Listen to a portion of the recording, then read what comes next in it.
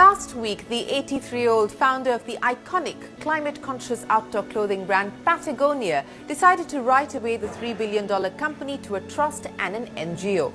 Why? Well, to save the planet by fighting the climate crisis.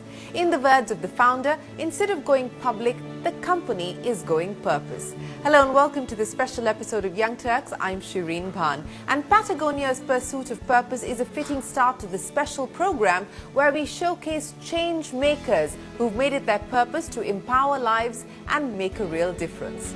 Once again, CNBC-TV18 is proud to bring you extraordinary stories of India's change agents in partnership with the Schwab Foundation and the Jubilant Bharatiya Foundation. The 13th Social Entrepreneur of the Year Award 2022 features 5 change agents who are pioneering tech-driven social innovation models to create impact at scale. 500 million Indians still live in darkness with no access to digital connectivity. Tools that could give them access to their rights, be it pension, education or healthcare, at the click of a button. To fight this exclusion, Osama Manzar established the Digital Empowerment Foundation, which has taken digital literacy to 130 unconnected districts in India. Here's how DEF is ensuring that no Indian lives at the edge of information. The problem of India was just not, going away from my head. Our poverty is not a physical poverty, it's a poverty of information. 2 decades back, when internet started taking over our lives, digital started taking over lives, I realized that this digital connectivity or digital infrastructure at the doorstep is an access. And that's very important because the cost of exercising your right is dependent on the access. And then I said that we need a digital empowerment foundation, or we need digital empowerment. So what we do is that we actually look at India not in totality from the perspective of, there are 753 districts and then so many states and so on and so forth. We look at which are the districts which are backward. Physical digital center is actually bringing the bank at your doorsteps, e-governance at your doorsteps, your pension at your doorsteps, delivery of services at your doorsteps. This hub center is more like there are 5-6 rooms. One is a STEM center and digital center, literacy center, one is a skilling center, one is a health center, one is a government services center. STEM center or the digital education center doesn't mean that they are giving degrees. No, they're giving resources. Each physical center that we create is owned or run by a person locally. 60 to 70% of them are women and about 50% of them are people with disability. Digital Empowerment Foundation has impacted 30 million people out of the 60 to 70% of the total population which are unconnected with digital linkages and connectivity and services across 24 states in 130 districts.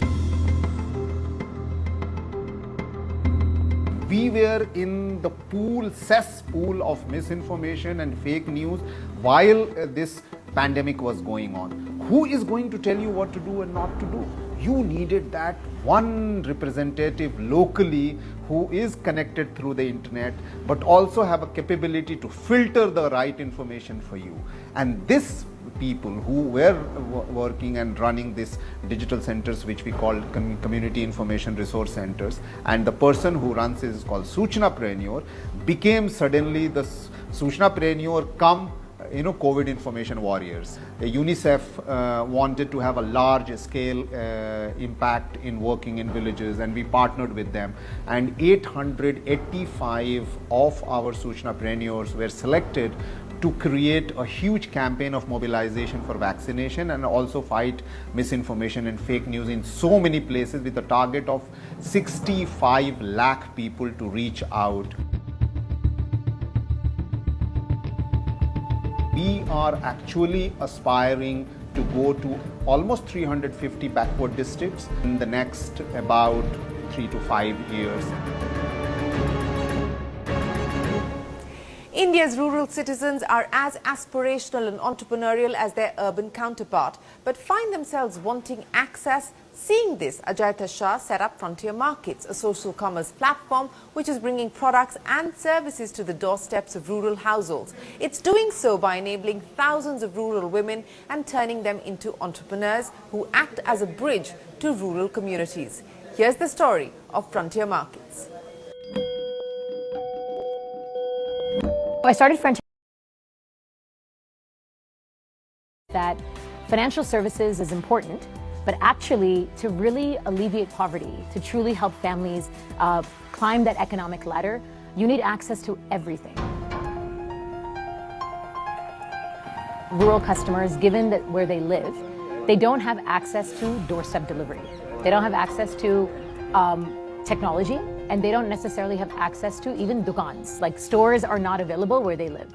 So the first element of what Frontier Markets wanted to do was build a supply chain. Can we actually build warehouses and have delivery people that would be able to take physical products and deliver to the doorstep for where rural customers live? But the second major issue was that people didn't really know who the rural customer was. And the rural customer didn't actually understand what are the opportunities or products or services that are even out there. So to solve that problem, we actually then invested in a network of rural women entrepreneurs who we call our Saral Jeevan Sahelis. I use our network of women entrepreneurs who are helping me understand who they are by collecting information on these rural households, building out an understanding of who they are, what they need, what their challenges are. The third thing that we did was then, of course, put all of this on a technology platform, technology that is made for rural people. So our Meri Saheli app that we had designed was a solution as an assisted tool that our rural women are using to help actually navigate this entire process. On the platform, in partnership with various different agri players, we actually showcase their solutions on that platform so they can avail an end-to-end solution for agri. We do this also for consumer electronics. We do this for appliances, for kitchen tools. We've partnered with over 46 different brands to actually bring in even washing machines. We help in digital payments. We also help them get access to clean energy solutions. We have a network of over 1 million families today. We have over 20,000 women entrepreneurs that are actually being able to help facilitate this entire linkage in this process. Now, how do these women earn money? So they tend to have about 50 to 100 households that they take responsibility for. So imagine all the services that they end up facilitating, they end up earning a commission. Today, on average, our women that start working with us, let's say from day one, are already earning at least 1,000 to 1,500 rupees in that first month. By the third month, they're earning 3,000 rupees. By the ninth month, they're earning 5,000 rupees.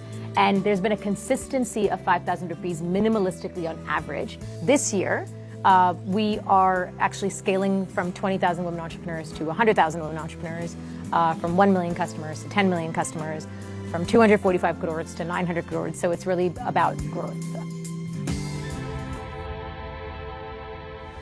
Only 4 out of 10 Indians are able to apply for a government scheme in India, that's according to the World Bank. With the mission to plug the information and access gap between citizens and government schemes, Aniket Diogar established HawkDarshak. Through its tech-enabled interventions and field card of rural entrepreneurs, HawkDarshak has guided over 20 lakh families and 50,000 MSMEs exercise their right to welfare schemes. Let's take a look at the journey. India has over 13,000 government schemes, and these schemes are basically meant for about 850 million Indians and about 60 million micro businesses. Majority of these businesses and citizens are not aware of what are these schemes. Even if they know about the schemes, they are not aware what are they eligible for. And that is the constant motivation for me to always think that why am I doing what I'm doing? You're basically getting them something which is their right, which is their haq. And the basic premise of the whole solution is this AI-based platform. So we have a repository, a library of 7,500 schemes translated in 12 local languages plus Hindi and English. Then we have this AI engine where you put in the information from this dictionary, it picks up what are the exact schemes you're eligible for, and in an instant you can know what is your eligibility.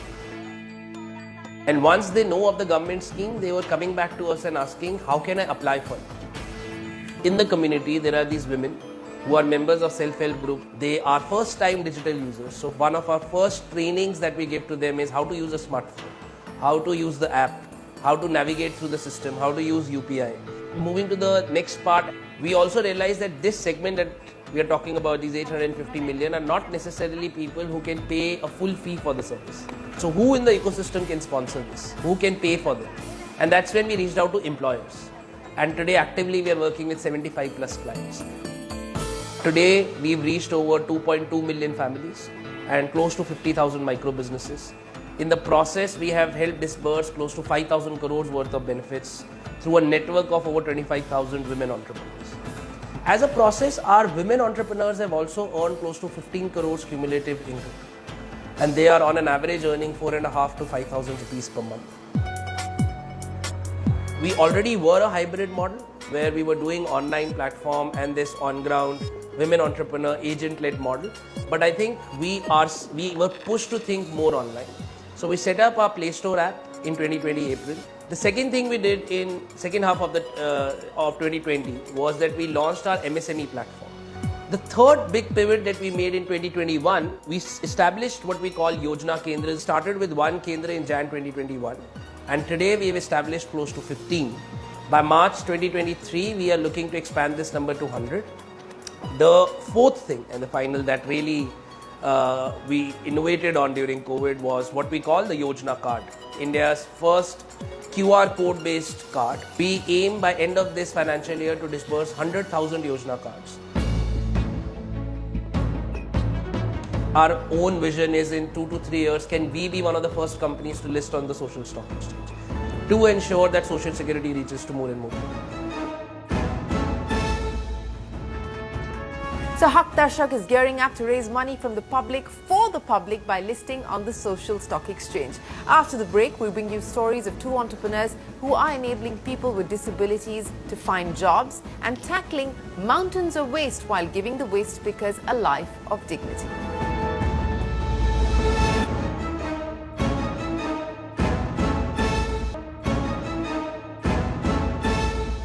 For nearly 2 decades, Wilma Rodriguez has been on a mission to ensure that no waste goes to waste. Wilma's Saha, which offers end-to-end waste management solutions, is collecting over 100 tons of waste every day and converting the society's refuse into resource through recycling.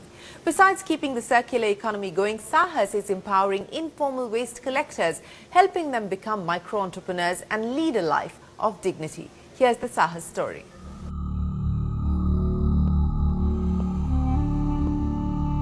You know, I used to be a tour guide, working a lot with German tourists, taking them through India, enjoying the beauty of India, its culture, its landscape, but always marred by, you know, the waste that one saw and the indifference around waste. And I remember the occasion when, you know, the German tourist especially kept on asking me about, you know, how we in India were looking at waste and wanting to change the situation on the ground. So that was for me the starting point, and then that journey of, you know, starting Sahas as an NGO in 2001 and then moving it, or rather looking at a second entity for the organization as Saha Zero Waste, a private limited and a social enterprise.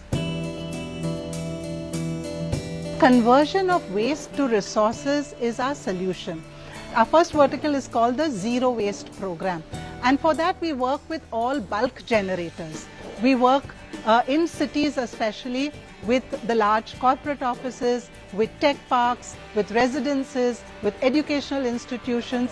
Bulk waste generators contribute 40% to a city's waste.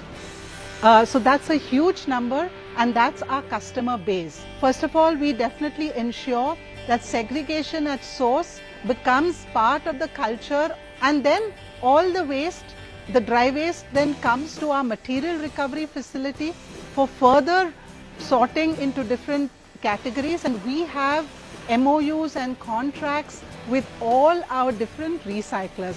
So currently we are on an average of a little over 100 tons of waste per day. The second vertical that we have is called EPR, or Extended Producer Responsibility, where today under regulation, brands that produce electronic items as well as plastic packaging waste are expected to take back their waste from consumers and channel it into proper recycling. So we then work with various brands to enable that reverse logistics system.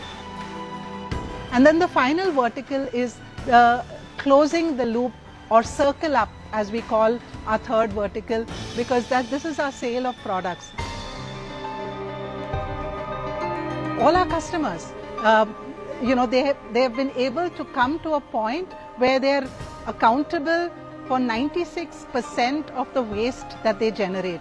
Here we are transitioning 4 million plus people that have been engaged in waste in the most horrific ways possible, to formal systems, to entrepreneurship, to people taking responsibility for their waste. India is home to over 70 million people with disabilities. Discriminated, deprived and disadvantaged, most of them struggle to find a job. Meera Shenoy, through her organization Youth for Jobs, has made it her job to find ability in disability. Youth for Jobs is skilling, training and equipping rural youth with disabilities to become industry ready. Here's how Youth for Jobs is changing the mindset from can't do to can do.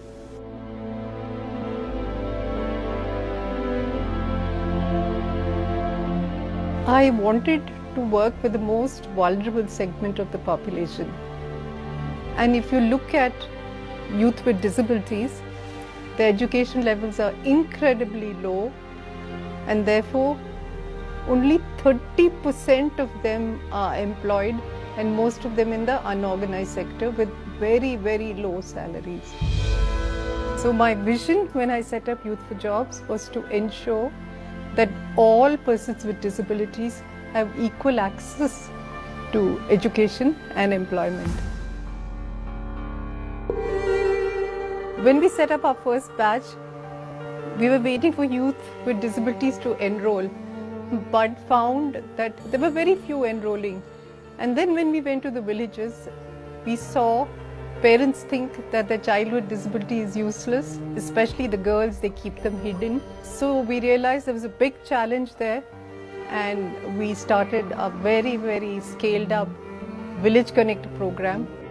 To reach the villages, we have large number of grassroots workers whose job is to go from village to village and to tell them that actually there is ability in disability. To make this sensitization attractive to the villagers, we are first giving them a small module of digital literacy. In the companies, we do a whole series of work, from telling them where the jobs are, which is called a job role matrix, accessibility audits, helping them to make the infrastructure and the workplace friendly to youth with disabilities who are hired. Today, I'm happy to say that our Village Connect program has reached 9.2 million households, and we work with about 1,100 companies, which work with the educators to sensitize them, to teach them sign language. In the last 10 years, we've trained about 32,000 youth with disabilities and put them into quality jobs. You have to multiply that figure by 5, about 150,000, because typically in homes, a youth with disability is a drain on the family, and suddenly, instead of being a drain, what happens is that he becomes an asset, most often the highest earning member, and contributing actively to the family incomes.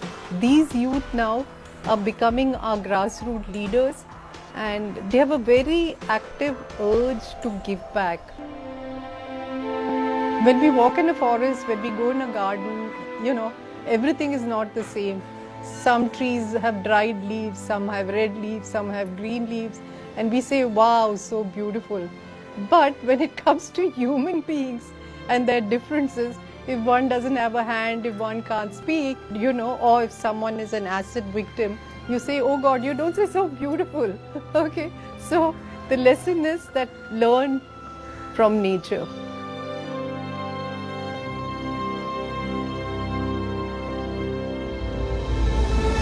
In a gentle way, you can shake the world, said Mahatma Gandhi, and our 5 change agents exemplify that. We salute the social enterprises displayed by Osama Manzar, Ajaita Shah, Anike Diogar, Vilma Rodriguez and Meera Shenoy. And it is now time for us to announce the winner of the Social Entrepreneur of the Year for 2022. The award goes to Anike Diogar for the impact created by HawkDarshak, which is empowering millions of vulnerable families and small business owners get their rightful access, their haq, to government programs. Congratulations to Aniket and his team.